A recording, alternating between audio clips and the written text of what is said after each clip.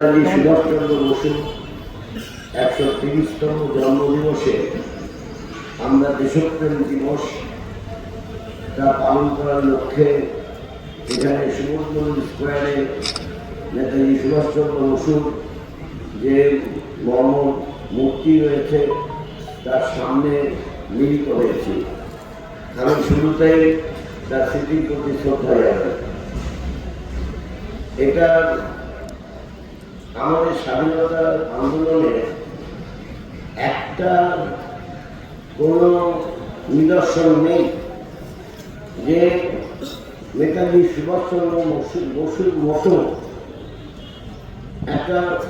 একজন যে মাপের স্বাধীনতা সংগ্রামী নিজের জীবনকে তুচ্ছ করে দেশমাতৃকার মুক্তি সাধন করার জন্য তিনি এক এক সময় এক একটা আহ্বান জানিয়েছেন। যুব সমাজের কাছে আমাদের রক্ত দাও, আমি স্বাধীনতা দেব, এ ধরনের তার জন্মদিনটা আমরা জানি। আজকে ১৩০তম বলছি, কিন্তু তার মৃত্যুদিন আমরা জানি, মৃত্যুদিন জানি না। এবং আমি তো এখন পর্যন্ত কোনো বইতে নির্দিষ্টভাবে ইতিহাসের বইতে নির্দিষ্টভাবে লিখতে লেখা দেখিনি তিনি কবে মারা গেছেন। এটা ভারতের স্বাধীনতা সংগ্রামের ইতিহাসে এক অনন্য ঘটনা। আমি এখানে বেশি সময় ধরে আপনাদের কাছে অনেক কথা শুনেছেন, আমি কোনো ভাষণ এখানে দেব, কিন্তু একটা কথা বলব, যখন নেতাজি সুভাষচন্দ্র বসু কংগ্রেসের জাতীয় কংগ্রেসের সভাপতি হয়েছিলেন, উনি রামগড় কংগ্রেস থেকে বেরিয়ে আসেন ১৯৪০ সালে। তখন মুঙ্গের সাহেব রাষ্ট্রীয় স্বয়ংসেবক সঙ্গে তিনি সভাপতি ছিলেন। এখন আমরা লক্ষ্য করে দেখছি মুঙ্গের সাহেব মানুষকে ধর্মের পাটে পরিচালনা করতে চাইছেন, আর নেতাজি সুভাষচন্দ্র বসু তিনি মানুষকে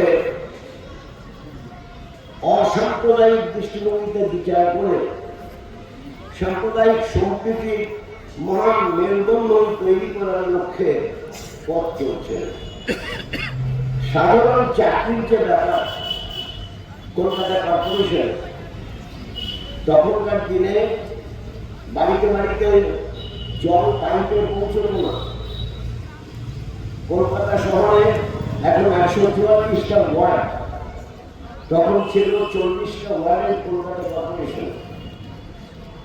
আর বাড়ি বাড়ি ভিস্তিরা তারা জল পৌঁছে দিয়ে আসত, এবং এই ভিস্তিদের মধ্যে বেশিরভাগটাই ছিল ধর্মের বিচারে মুসলমান। একটা সময়তে এমন হয়েছিল যে ৭২% চাকরিতে নিয়মিত হয়েছে ধর্মের বিচারে মুসলমান। এটা কথাটা বলছি এই জন্য, এখন তো কে হিন্দু, কে মুসলমান, কে খ্রিস্টান, কে বৌদ্ধ, কে জৈন, কে শিখ, এসব বিচার করা হয়। ভারতীয় হিসেবে বিচার করাটা কম হয়। তাই ভারতের স্বাধীনতা সংগ্রামে অনন্য জ্যোতিষ্ক নেতাজি সুভাষচন্দ্র বসু তার জন্মদিনে তার প্রতি শ্রদ্ধা জানিয়ে, তার স্মৃতির প্রতি শ্রদ্ধা জানিয়ে আমাদের শপথ গ্রহণ করা উচিত। আমরা মানুষ, যে মানুষ তার পেটের ক্ষুধা নিবৃত্তি করার জন্য, কাজের জন্য খুঁজতে হয়, আমরা সেই মানুষ। এক্ষেত্রে সে দিল্লির সরকার হোক, রাজ্যের সরকার হোক, যে যেখানে বাধা হয়ে দাঁড়াবে তার বিরুদ্ধে আমরা দুর্গ মনে তুলব, এটাই হোক শপথ। এই শপথ নিয়ে আমি আপনাদের অভিবাদন জানিয়ে, ধন্যবাদ জানিয়ে, আপনাদের নমস্কার জানিয়ে আমার কথা শেষ করছি। সুভাষচন্দ্র বসু জিন্দাবাদ। আমাদের স্বাধীনতা আন্দোলন, আমাদের জাতীয় মুক্তি আন্দোলন, এমনকি 190 বছরের স্বাধীনতা আন্দোলনের আগেরও যে ইতিহাস আছে সেই সম্পর্কে আমাদের সম্যক ধারণা থাকা দরকার। কোনো হোয়াটসঅ্যাপ ইউনিভার্সিটি নয়। নেতাজি সুভাষচন্দ্র বসু যখন ফরওয়ার্ড ব্লক তৈরি করলেন, তখন যে জাম্পিং টাইগার, তার আগে তারপরে তিনি যখন আজাদ হিন্দ ফৌজ তৈরি করলেন, তার আজাদ হিন্দ ফৌজের যে ব্যাচ তৈরি করলেন, এই যে উল্লঙ্ঘ দেওয়া ভাগ, সেটা যদি দিলেন টিপু সুলতানের ঐতিহ্য থেকে।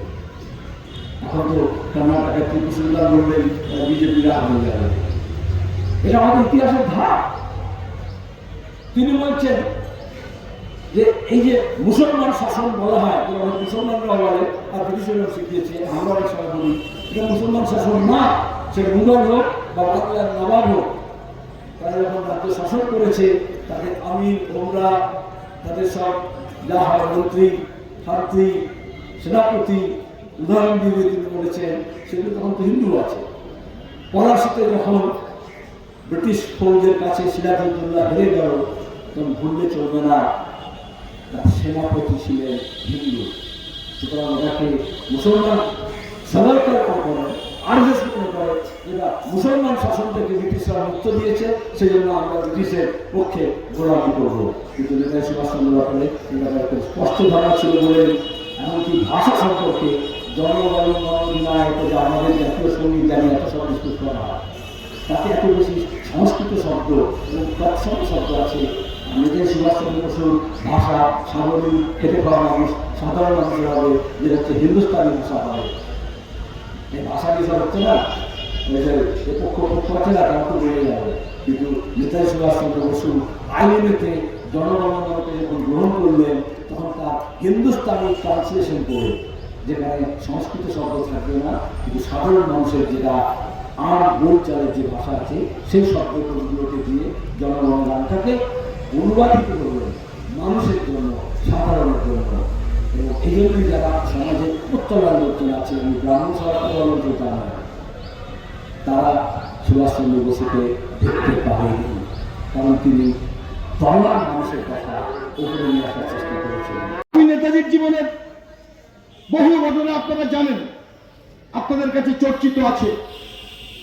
দুটো ঘটনার উল্লেখ আজকে করতে চাই। যে ভাস্করন, আই এম সরি, ইতিহাস সাক্ষী বহন করে এবং ইতিহাস তৈরি হয়। একটু কড়া ধমক দিয়ে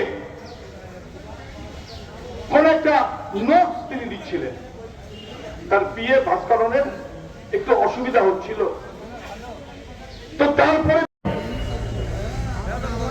তেমনি আজও সুভাষচন্দ্র বোস আমাদের নেতাজি চরম বিস্ময়, তার জীবনের নেতা, তারা মানুষের কাছে সরি বলতে, ক্ষমা চাইতে কুণ্ঠিত হই। নেতাজি অসম্ভব তার যে মতামত, সেই মতামত তিনি কুণ্ঠাহীন ভাবে, দ্বিধাহীন ভাবে তিনি ব্যক্ত করেছেন এবং তিনি সমস্ত ধর্মের মানুষদের তিনি সম্মিলিত করার জন্য